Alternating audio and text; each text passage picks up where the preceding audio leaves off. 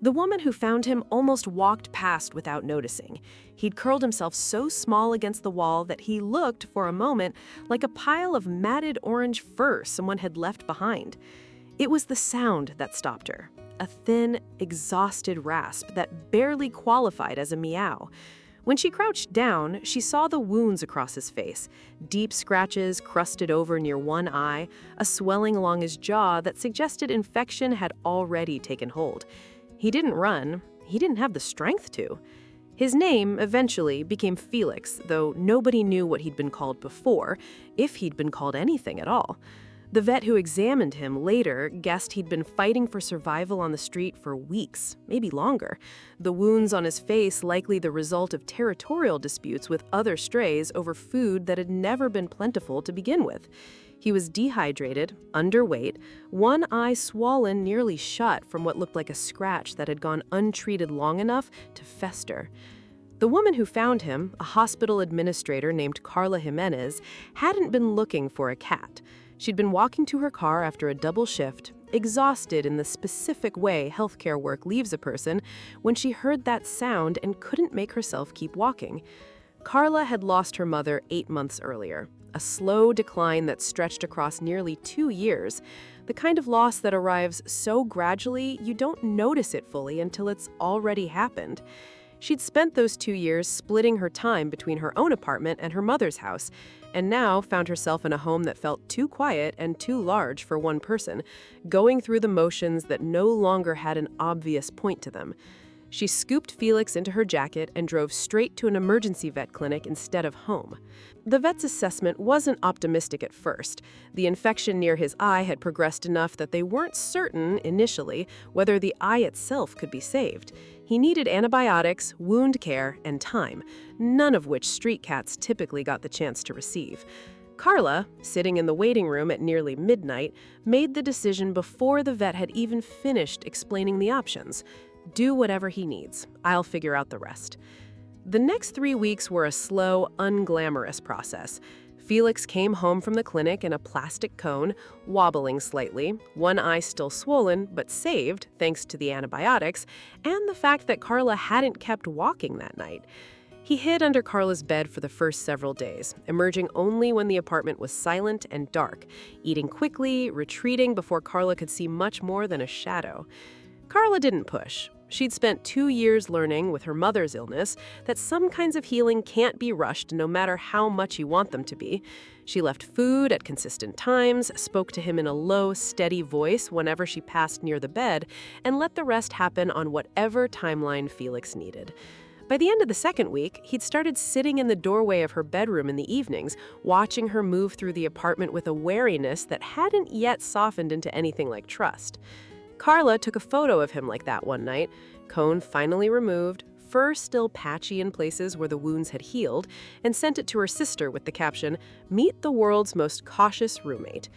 I have to pause the story here for a moment. If Felix's slow, careful journey back to trusting anyone already means something to you, hitting subscribe genuinely helps stories like this one find the people who need them. By the second month, Felix had stopped hiding entirely. He followed Carla from room to room with a quiet persistence that reminded her, in unexpected moments, of the way her mother used to track her movements through the house during the last year of her illness. Not out of neediness, exactly, just a wish to know where the people she cared about were. Carla hadn't expected a cat to bring that comparison to mind and found she didn't mind it when it did. His face had healed by then, leaving faint scarring near one eye that gave him a slightly asymmetrical, careful expression, as though he were perpetually assessing something just out of frame. The vet said his vision in that eye had recovered close to normal, though Carla sometimes wondered if the scar tissue had left him more alert on that side, more inclined to notice small movements other cats might have missed.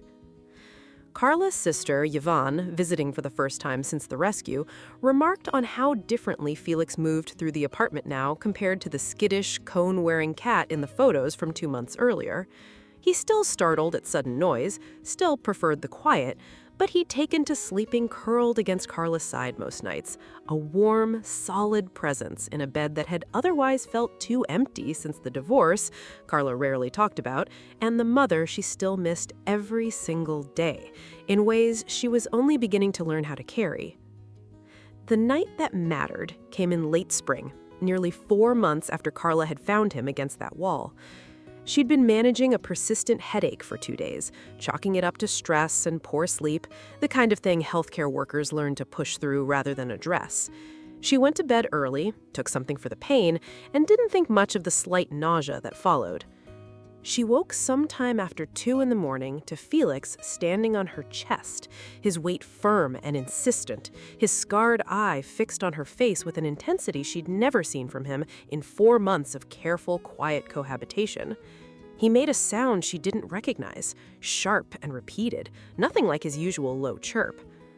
Carla, groggy and increasingly aware that something felt genuinely wrong, tried to sit up and found the room tilting sharply, her vision blurring at the edges in a way that had nothing to do with poor sleep. Felix didn't move from her chest. He stayed there, that sound continuing without pause, until Carla, moving with deliberate slowness, managed to reach her phone and call for help. The emergency room later confirmed what her instincts, dulled as they were, had already begun to suspect. A dangerous drop in blood pressure combined with a reaction to the medication, serious enough that the delay of even another hour alone in that apartment might have changed things considerably. Carla didn't mention to the doctors that a scarred, once-abandoned street cat had refused to let her sleep through it.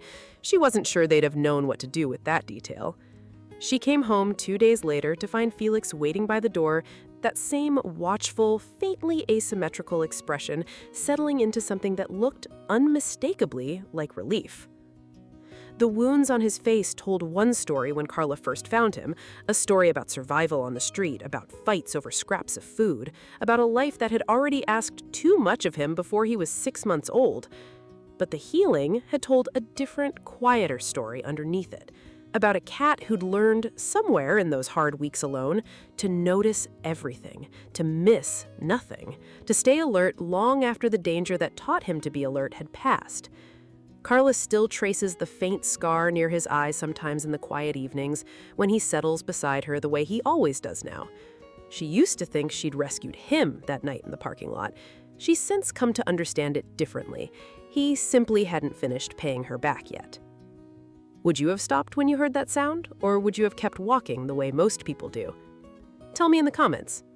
If Felix's story stayed with you, there's another one waiting that will stay with you longer.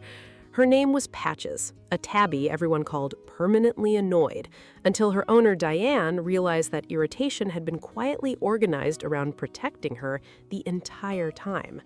What Patches did the night a difficult conversation turned into something more is coming up next.